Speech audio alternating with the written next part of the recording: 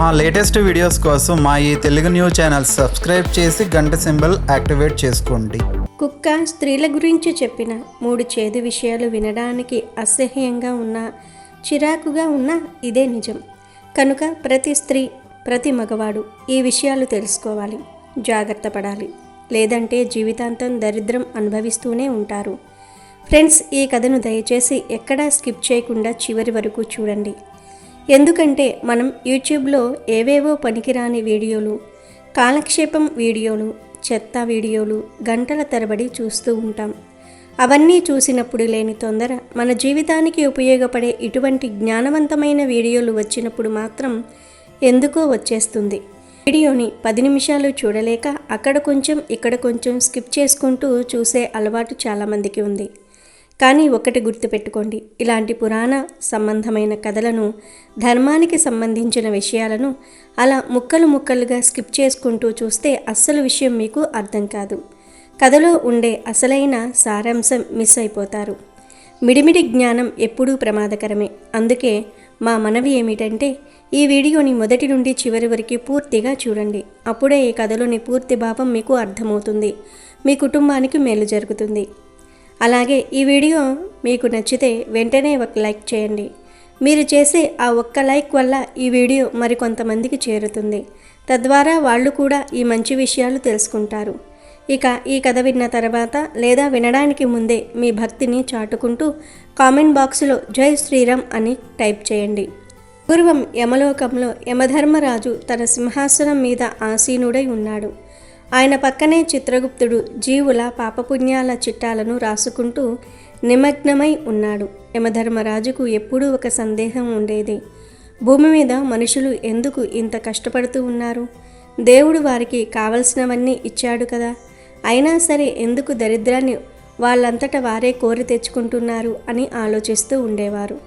యమధర్మరాజుకు అత్యంత నమ్మకస్తుడైన ఒక దూత ఉండేవాడు. అది మనిషి రూపంలో కాదు, ఒక శునకం రూపంలో ఉండేది. ఈ కుక్క యమధర్మరాజుకు చాలా ప్రీతిపాత్రమైనది. అది ఎప్పుడూ యమధర్మరాజు పాదాల చెంతనే ఉంటూ ఆయన ఆజ్ఞ కోసం ఎదురు చూస్తూ ఉండేది. ఒకరోజు యమధర్మరాజు ఆ కుక్కను పిలిచి, ఓ శునకమా, నీవు నాకు అత్యంత నమ్మకమైన సేవకుడివి. నాకు భూలోకంలో జరుగుతున్న కొన్ని వింత పోకడల గురించి తెలుసుకోవాలని ఉంది. ముఖ్యంగా మనుషులు, అందులోనూ గృహిణులు తమకు తెలియకుండానే చేస్తున్న కొన్ని తప్పుల వల్ల వారి కుటుంబాలు ఎలా నాశనమవుతున్నాయో, ఆ దరిద్రం ఎలా తాండవిస్తుందో నాకు స్వయంగా చూసి నివేదిక ఇవ్వాలి. నువ్వు వెంటనే భూలోకానికి వెళ్ళు. అక్కడ ప్రతి ఇంటిని, ప్రతి మనిషిని, ముఖ్యంగా స్త్రీల ప్రవర్తనను క్షుణ్ణంగా గమనించు. ఏ ఇల్లు సుఖశాంతులతో ఉంది, ఏ ఇల్లు దరిద్రంతో కొట్టుమిట్టాడుతోంది, ఆ దరిద్రానికి అసలు కారణం ఏమిటి అనేది తెలుసుకుని రా అని ఆజ్ఞాపించాడు. యమధర్మరాజు ఆజ్ఞ మేరకు ఆయన వాహనమైన ఆ శునకం భూలోకానికి బయలుదేరింది. ఆ కుక్క భూమి మీద అనేక ప్రదేశాలు తిరుగుతూ మనుషుల కష్టసుఖాలను, వారి ప్రవర్తనను గమనిస్తూ ఒక ఊరి చివరికి చేరుకుంది. అక్కడ ఒక పెంకుటిల్లు ఉంది. ఆ ఇంటి పరిస్థితి చూస్తేనే తెలుస్తుంది అక్కడ దరిద్రం తాండవిస్తుందని. ఆ ఇంటి యజమాని పేరు ధర్మయ్య. పేరుకు తగ్గట్టే అతడు చాలా ధర్మాత్ముడు, నీతి నిజాయితీలతో బ్రతికేవాడు. ఉదయం లేచింది మొదలు రాత్రి వరకు రెక్కలు ముక్కలు చేసుకుని కష్టపడేవాడు. కానీ ఎంత కష్టపడినా చేతిలో చిల్లిగవ్వ మిగిలేది కాదు. వచ్చిన డబ్బు వచ్చినట్టే ఏదో ఒక ఆపద రూపంలోనూ, అనారోగ్యం రూపంలోనూ ఖర్చు అయిపోతూ ఉండేది. ధర్మయ్యకు లక్ష్మీదేవి అంటే అమితమైన భక్తి. ప్రతిరోజు ఉదయాన్నే లేచి స్నానం చేసి దొరికిన కొన్ని పూలతో అమ్మవారి పటం ముందు కూర్చొని కన్నీళ్లు పెట్టుకుంటూ పూజ చేసేవాడు. తల్లి మహాలక్ష్మి, నేను ఏ పాపం చేశానని నాకు ఈ దరిద్రం?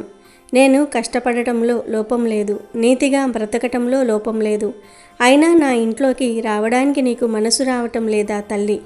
ఎన్నాళ్ళు నేను ఈ పేదరికంలో మగ్గిపోవాలి? నా భార్యకు మంచి చీర కూడా కొనలేకపోతున్నాను, పిల్లలకు కడుపు నిండా తిండి పెట్టలేకపోతున్నాను. నా ఇంటి వైపు ఒక్కసారి కన్నెత్తి చూడు తల్లి అని బోరున ఏడ్చేశాడు. అతని భక్తిని, ఆవేదనను ఆ కుక్క దూరం నుండి గమనిస్తూనే ఉంది. ధర్మయ్య భార్య కూడా చెడ్డది కాదు, అమాయకురాలు. ఆమెకు భర్త అంటే గౌరవం ఉంది, కుటుంబం అంటే ప్రేమ ఉంది. ఉదయాన్నే లేస్తుంది, ఇంటి పనులన్నీ చకచకా చేసుకుపోతుంది. కానీ ఆమెకు తెలియకుండానే ఆమె కొన్ని పనులు చేస్తుంది. ఆ కుక్క ఆమెను నిశితంగా గమనించింది.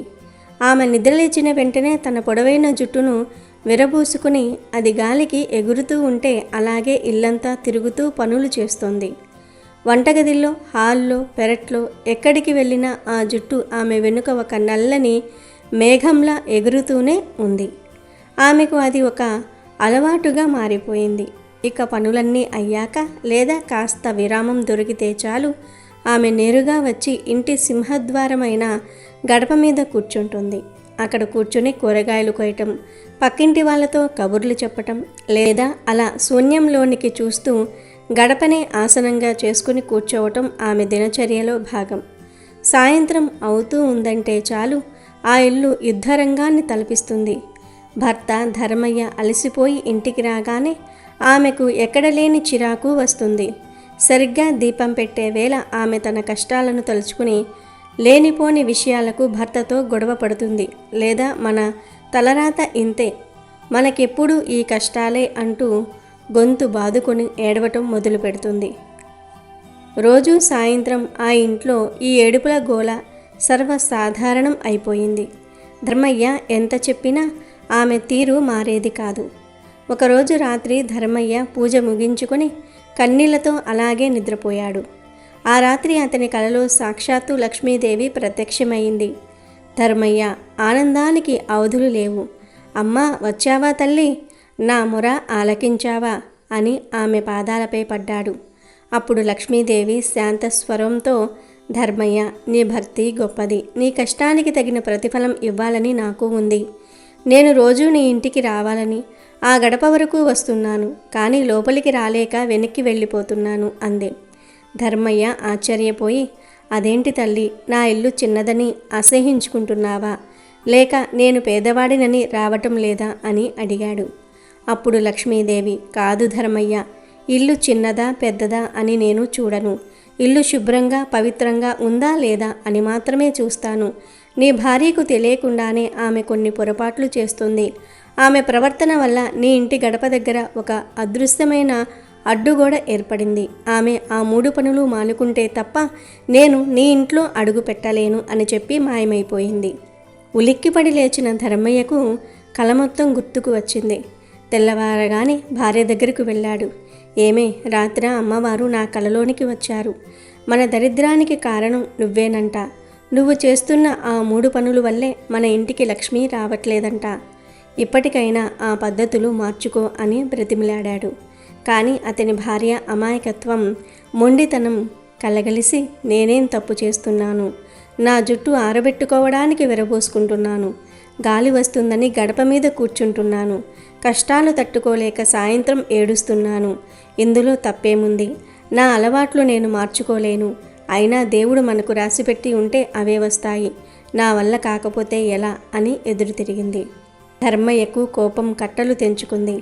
ఇన్నాళ్ళు సహనంతో ఉన్నాడు. కానీ సాక్షాత్తు దేవతే చెప్పిన భార్య వెనకపోయేసరికి నిశ్చయించుకున్నాడు. చూడు, ఇన్నాళ్ళు నీ ఇష్టం వచ్చినట్లు ఉన్నావు, భరించాను.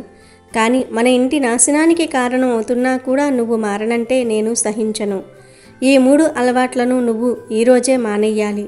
లేదంటే ఈ దరిద్రంలో నేను బ్రతకలేను. నిన్ను ఈ ఇంటిని వదిలివేసి నేను సన్యాసిగా ఎక్కడికైనా వెళ్ళిపోతాను. నీ కర్మ, నీ ఇష్టం అని కఠినంగా చెప్పి బయటికి వెళ్ళిపోయాడు. భర్త మాటలోని ఆవేదన, కోపం చూసి ఆమె భయపడింది. భర్త నిజంగానే వదిలేసి వెళ్ళిపోతే తన గతి ఏంటని ఆలోచించింది. భయం వల్లనైనా సరే మారాలని నిర్ణయించుకుంది. వెంటనే జుట్టును చక్కగా ముడివేసుకుంది. గడప దగ్గరకు వెళ్ళి దండం పెట్టుకుని పసుపు రాసి ఇకపై దాని మీద కూర్చోకూడదని నిర్ణయించుకుంది. ఆ సాయంత్రం భర్త ఇంటికి రాగానే గొడవ పడకుండా చిరునవ్వుతో ఎదురెళ్ళి కాళ్లకు నీళ్ళిచ్చింది. ఏడుపు మానేసి చక్కగా దీపం వెలిగించి దేవుడి స్తోత్రం చదివింది. ఆమెలో వచ్చిన ఈ మార్పు చూసి ధర్మయ్య సంతోషించాడు. ఆశ్చర్యమేమిటంటే ఆమె మారిన కొన్ని రోజులలోనే ధర్మయ్యకు ఊహించిన ధనలాభం కలిగింది.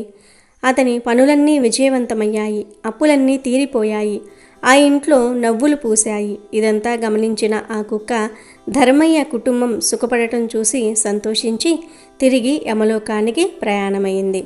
యమలోకంలో సింహాసనం మీద ఉన్న యమధర్మరాజు ముందు ఆ కుక్క ప్రత్యక్షమైంది.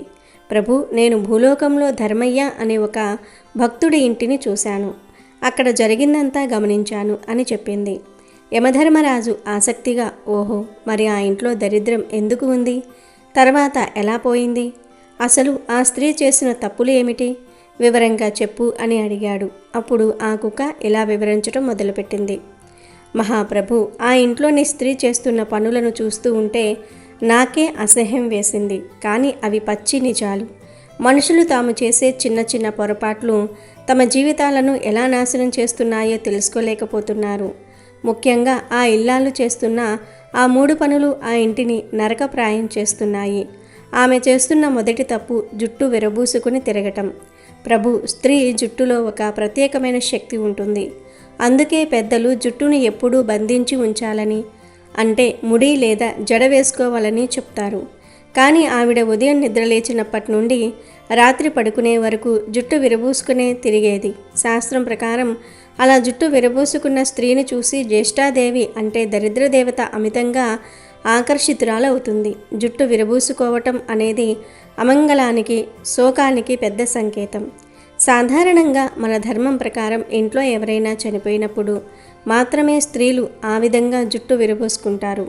మరి నిత్య సుమంగలిగా ఉండాల్సిన ఆ ఇల్లాలు అలా పిశాచంలా జుట్టు విరబూసుకుని వంట చేయటం, ఆ విరబూసుకున్న జుట్టుతోనే అందరికీ వడ్డించటం వల్ల ఆ వెంట్రుకల ద్వారా ప్రతికూల శక్తులు ఆహారంలోనికి ప్రవేశిస్తాయి. ఆ ఆహారం తిన్న భర్తకు, పిల్లలకు బుద్ధి మందగిస్తుంది. వారిలో కోపం పెరుగుతుంది. క్రమంగా ఆరోగ్యం క్షీణిస్తుంది. లక్ష్మీదేవి ఎప్పుడూ అలంకార ప్రియ. చక్కగా తల దువ్వుకుని, జుట్టు ముడివేసుకుని, ముత్తైదువులా పువ్వులు పెట్టుకున్న స్త్రీని చూడగానే మహాలక్ష్మి ఆ ఇంట్లోకి పరిగెత్తుకుంటూ వస్తుంది. కానీ ఈమె జుట్టు విరబూసుకోవటం వల్లనే ఇన్నాళ్ళు లక్ష్మీదేవి ఆ ఇంటి వాకిలి దాటి లోపలికి రాలేకపోయింది. ఇక రెండో తప్పు గురించి చెప్పాలంటే అది మరింత దారుణం ప్రభు. ఆమె ఎప్పుడూ గడప మీద కూర్చుని పనులు చేసేది. నిజానికి గడప అనేది కేవలం ఇటుకలు, సిమెంటుతో కట్టినది కాదు. అది ఇంటికి మరియు బయట ప్రపంచానికి మధ్య ఉండే ఒక పవిత్రమైన వారధి. గడప అంటే సాక్షాత్తు లక్ష్మీ స్వరూపం, వాస్తుపురుషుడు నివసించే ప్రధాన ప్రదేశం. ఆ ఇల్లాలు ఆ పవిత్రమైన గడపనే ఒక కుర్చీలా కూర్చుని దాని మీద గంటల కొద్దీ కూర్చునేది. శాస్త్రాల ప్రకారం గడపను తొక్కినా, గడప మీద కూర్చున్నా ఆ ఇంటి యజమాని వెన్ను విరిగిపోతుంది. అంటే దాని అర్థం ఆయన ఆర్థికంగా పూర్తిగా చితికిపోతాడు అని. గడప మీద కూర్చుంటే ఇంట్లోకి రావలసిన ప్రాణశక్తి లేదా పాజిటివ్ ఎనర్జీ ఆగిపోతుంది. గాలి, వెలుతురుతో పాటు లక్ష్మీ కటాక్షం కూడా గడప దాటకుండా బయటే ఉండిపోతుంది. పైగా ఆమె ఆ గడప మీద కూర్చొని తల దువ్వుకోవటం, అక్కడే కూర్చొని గోళ్ళు తీసుకోవటం వంటి పరమ దరిద్రపు పనులు చేసేది. ఇది మహాపాపం. గడపను ప్రతిరోజు పసుపు కుంకుమలతో పూజించి నమస్కరించాలి తప్ప దాని మీద కూర్చొని అగౌరవపరచకూడదు. ఎప్పుడైతే ఒక స్త్రీ గడప మీద కూర్చోవటం మానేసి దాన్ని గౌరవిస్తుందో అప్పుడే ఆ ఇంటికి అదృష్ట ద్వారాలు తెరుచుకుంటాయి. చివరిగా మూడవ తప్పు, ఇది అన్నిటికంటే అత్యంత ప్రమాదకరమైనది ప్రభు. అదేమిటంటే సాయంత్రం వేళ గొడవలు పడటం మరియు ఏడవటం. సంధ్యా సమయం అంటే సూర్యుడు అస్తమించి చీకటి పడే సమయం. ఆ సమయంలో ప్రకృతిలో మార్పులు సంభవిస్తాయి. అసురి శక్తులు లేదా దుష్ట శక్తులు మేల్కొనే సమయం అది. అటువంటి పవిత్రమైన సమయంలో ఇంట్లో దీపం వెలిగించి ధూపం వేసి దైవనామ స్మరణ చేస్తే ఆ దుష్టశక్తులు పారిపోతాయి. కానీ ఆ ఇల్లాలు సరిగ్గా ఆ సమయంలోనే తన భర్తతో, ఇరుగు పొరుగు వారితో గొడవలు పెట్టుకునేది. భర్త అలసిపోయి ఇంటికి రాగానే కష్టాలు చెప్పుకుంటూ ఏడ్చేది. సంధ్యా సమయంలో కార్చే కన్నీళ్లు, ఆ సమయంలో వినిపించే ఆర్తనాదాలు దరిద్రాన్ని నేరుగా ఆహ్వానిస్తాయి. ఆ సమయంలో ఏ ఇంట్లో అయితే స్త్రీ ఏడుస్తుందో ఆ ఇంటిని విడిచిపెట్టి లక్ష్మీదేవి ఒక్క క్షణం కూడా ఉండకుండా వెళ్ళిపోతుంది.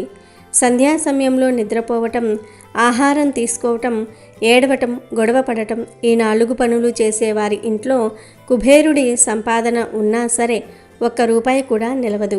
ఆ ఇల్లు ఎప్పుడూ అప్పుల బాధలతో, అశాంతితో ఉంటుంది. ఆ కుటుంబంలోని ధర్మయ్య భార్య ఈ 3వ తప్పును కూడా గుర్తించి సాయంత్రం వేళ ఏడవటం మానేసి ప్రశాంతంగా దీపం పెట్టడం మొదలుపెట్టిన రోజు నుండే ఆ ఇంటి రాత మారిపోయింది. ప్రభు, ఈ 3 విషయాలు ప్రతి మగాడు గమనించాలి. తన ఇంట్లోని స్త్రీలు ఇలాంటి తప్పులు చేయకుండా చూసుకోవాలి. వినడానికి ఇవి చిన్నవిగా అసహ్యంగా అనిపించవచ్చు, కానీ ఒక కుటుంబం నాశనం కావడానికి ఈ 3 అలవాట్లు చాలు. స్త్రీలు తమ జుట్టును చక్కగా ముడివేసుకోవాలి, గడపను గౌరవించాలి, సాయంత్రం వేళ ఇంట్లో ప్రశాంతతను నెలకొల్పాలి. అప్పుడు మాత్రమే ఆ ఇంట్లో సుఖశాంతులు ఉంటాయి అని ఆ కుక్క వివరించింది. యమధర్మరాజు ఆ కుక్క చెప్పిన మాటలను ఎంతో శ్రద్ధగా గంభీర ముద్రతో విన్నాడు. ఆ కుక్క వివరించిన 3 విషయాలు విన్న తర్వాత యముని ముఖంలో ఒక వింతైన ఆలోచన మెరిసింది. ఆయన తన సింహాసనంపై కొంచెం ముందుకు వంగి ఆ కుక్క వైపు చూస్తూ ఇలా అన్నాడు: ఓ దూత, నువ్వు చెప్పినవి కేవలం ఆ ఒక్క ఇంటి విషయాలే కాదు, ఈ కలియుగంలో చాలా ఇళ్లలో జరుగుతున్న యథార్థాలు. స్త్రీని మేము శక్తి స్వరూపిణిగా, లక్ష్మిగా భూలోకానికి పంపాము. కానీ ఆమె తన గొప్పతనాన్ని మర్చిపోయి ఇలాంటి దరిద్రపు అలవాట్లకు లోనవ్వటం వల్ల ఆ కుటుంబాలే కాదు, మొత్తం సమాజమే పతనమైపోతుంది. నువ్వు చెప్పిన ఆ 3 విషయాలతో పాటు నేను కూడా స్త్రీల గురించి, వారు చేసే మరికొన్ని పొరపాట్ల గురించి చెప్తాను విను. ఒక ఇల్లు నందనవనం కావాలన్నా, నరక కూపం కావాలన్నా అది ఆ ఇంటి ఇల్లాలి చేతిలోనే ఉంటుంది. నువ్వు చెప్పినట్టు జుట్టు విరబూసుకోవటం అనేది కేవలం భౌతికమైన విషయం కాదు, అది ఆమె మానసిక అశాంతికి మరియు క్రమశిక్షణ రాహిత్యానికి నిదర్శనం. ఏ స్త్రీ అయితే తన శరీరాన్ని, తన ఆహార్యాన్ని పద్ధతిగా ఉంచుకోదో ఆమె మనసు కూడా అదుపులో ఉండదు. అలాంటి స్త్రీ ఉన్న ఇంట్లో ఆలోచనలు ఎప్పుడూ ప్రతికూలంగానే ఉంటాయి. ఇక గడప మీద కూర్చోవటం గురించి చెప్పావు. అది సాక్షాత్తు లక్ష్మీదేవిని గుమ్మం బయటే నిలబెట్టి అవమానించటమే. గడప అనేది ఒక ఇంటి గౌరవానికి చిహ్నం. ఆ గౌరవాన్ని కాపాడాల్సిన స్త్రీయే దానిపై కూర్చొని అగౌరవపరిస్తే ఆ ఇంటి మర్యాద బజారున పడుతుంది. ఇక సాయంత్రం వేళ ఏడవటం అనేది ఎంతటి ఘోరమైన తప్పో తెలుసా? సాయంత్రం వేళ సూర్యుడు అస్తమించి చంద్రుడు ఉదయించే ఆ సంధికాలంలో దేవతలు భూలోక సంచారం చేస్తూ తదాస్తు అని దీవిస్తారంట. ఆ సమయంలో ఎవరైతే ఏడుస్తారో, ఎవరైతే గొడవ పడతారో వారి జీవితం అలాగే ఏడుపులతో నిండిపోవాలని దేవతలు దీవిస్తారు. అందుకే ఆ సమయంలో కన్నీరు కార్చటం అంటే తన దరిద్రాన్ని తానే రాసుకున్నట్లు. ఇవే కాకుండా నేను గమనించిన మరికొన్ని చేదు నిజాలు ఉన్నాయి. ఒక స్త్రీ తన ఇంట్లో అన్నం వడ్డించేటప్పుడు చిరాకు పడుతూ, విసుక్కుంటూ వడ్డిస్తే ఆ అన్నం విషయంతో సమానమవుతుంది. వడ్డించే స్త్రీ ముఖంలో చిరునవ్వు లేకపోతే ఆ ఇంట్లో ఉన్న పురుషుల ఆయుష్ క్షీణిస్తుంది. అలాగే స్త్రీలు తమ నోటి దురుసుతనం వల్ల కూడా ఇళ్లను నాశనం చేసుకుంటున్నారు. ఏ ఇంట్లో అయితే స్త్రీ మాట కఠినంగా ఉంటుందో, ఎక్కడైతే భర్తను, పెద్దలను కించపరుస్తూ మాట్లాడుతుందో అక్కడ సరస్వతీదేవి కూడా ఉండదు. స్త్రీ వాక్కు అమృతంలా ఉండాలి. కానీ నేటి కాలంలో అది అగ్నిలా మారి ఇళ్లను తగులబెడుతోంది. పురుషుడు ఎంత సంపాదించినా ఆ డబ్బును పొదుపు చేసి ఇంటిని చక్కదిద్దే బాధ్యత స్త్రీదే. కానీ స్త్రీ ఎప్పుడైతే విలాసాలకు అలవాటు పడి ధర్మాన్ని మర్చిపోతుందో అప్పుడు ఆ కుటుంబం అప్పుల ఊబిలో కూరుకుపోతుంది. ముఖ్యంగా స్త్రీలు సూర్యోదయం తర్వాత కూడా నిద్రపోవటం అనేది దరిద్రానికి అతిపెద్ద కారణం. సూర్యుడు వచ్చిన తర్వాత కూడా మంచం మీద పడుకుని ఉండే స్త్రీ ఉన్న ఇంటికి లక్ష్మి ఎప్పటికీ రాదు. అది ఆ ఇల్లాలు చేసే 4వ తప్పుగా మనం పరిగణించవచ్చు. అలాగే స్త్రీ తన ఇంటి గుట్టును బయట పెట్టకూడదు. ఎప్పుడైతే ఒక స్త్రీ తన ఇంటి సమస్యలను, భర్త బలహీనతలను వీధిలో ఉన్న వారితో చర్చిస్తుందో అప్పుడే ఆ ఇంటి పతనం మొదలవుతుంది. ఆ కుక్క చెప్పినట్టు ధర్మయ్య భార్య ఈ విషయాలన్నీ గ్రహించి ఉండవచ్చు. ఆమె జుట్టు ముడివేసుకోవటం, గడపను గౌరవించటం, సాయంత్రం దీపం పెట్టడం మొదలుపెట్టినప్పుడు ఆ ఇంట్లో మార్పు రావటం సహజం. ఎందుకంటే స్త్రీ మారితేనే సంస్కృతి మారుతుంది. నువ్వు చూసిన ఆ ఇంట్లో స్త్రీ కేవలం 3 తప్పులే చేసి ఉండవచ్చు, కానీ లోకంలో స్త్రీలు చేసే ఇలాంటి పనులు ఇంకా చాలా ఉన్నాయి. అతిగా నిద్రపోవటం, స్నానం చేయకుండా వంటగదిలోనికి వెళ్ళటం, ఎప్పుడూ ఇతరుల మీద అసూయ పడటం, ఇవన్నీ కూడా దరిద్రాన్ని మోసుకొచ్చేవే. ప్రతి పురుషుడు తన భార్యకు లేదా ఇంట్లోని స్త్రీలకు ఈ విషయాలను సున్నితంగా వివరించాలి. ఇది వారిని తక్కువ చేయటం కాదు, ఇంటిని రక్షించుకోవటం. ఏ ఇల్లాలి పాదాలు శుభ్రంగా ఉంటాయో, ఏ ఇల్లాలు ముఖంలో ప్రశాంతత ఉంటుందో, ఏ ఇల్లాలి మాటలో మృదుత్వం ఉంటుందో ఆ ఇల్లు వైకుంఠంలా మారుతుంది. నువ్వు చెప్పిన విషయాలు వినడానికి చేదుగా ఉన్నా అవి ప్రతి కుటుంబానికి రక్షణ కవచాలు లాంటివి. యమధర్మరాజుగా నేను చెప్పేది ఒక్కటే, కలియుగంలో ధర్మం ఒంటి పాదం మీద నడుస్తుంది. ఆ పాదాన్ని నిలబెట్టాల్సింది స్త్రీయే. ఆమె దారి తప్పితే యమలోకానికి వచ్చే పాపుల సంఖ్య పెరుగుతుంది తప్ప భూమి మీద సుఖం ఉండదు. ఈ చేదు నిజాలను ఏ మగాడైతే గ్రహించి తన ఇంటిని సరిదిద్దుకుంటాడో అతనికి నా పాశంతో పని ఉండదు, అతను సుఖంగా 100 ఏళ్ళు జీవిస్తాడు అని యమధర్మరాజు తన దూతతో విడమర్చి చెప్పాడు. ఆ కుక్క యమధర్మరాజు జ్ఞానోదయాన్ని పొంది సంతృప్తితో తల ఊపి మళ్ళీ భూలోకంలో ధర్మాన్ని గమనించడానికి బయలుదేరింది. ఈ కథ ద్వారా మనం తెలుసుకోవాల్సింది ఏమిటంటే, ఆచారాలు అనేవి కేవలం మూఢనమ్మకాలు మాత్రమే కావు, అవి మన జీవితాన్ని సుఖమయం చేసే మార్గదర్శకాలు. స్త్రీ గౌరవప్రదంగా పద్ధతిగా ఉన్నప్పుడే ఆ ఇంటికి ఆ వంశానికి కీర్తి ప్రతిష్టలు లభిస్తాయి. అమెజాన్లో బెస్ట్ డిస్కౌంట్స్ కోసం వీడియో డిస్క్రిప్షన్లో లింకు ఉంది, చూడండి. అలాగే మా టెలిగ్రామ్ ఛానల్ సబ్స్క్రైబ్ చేసుకోండి.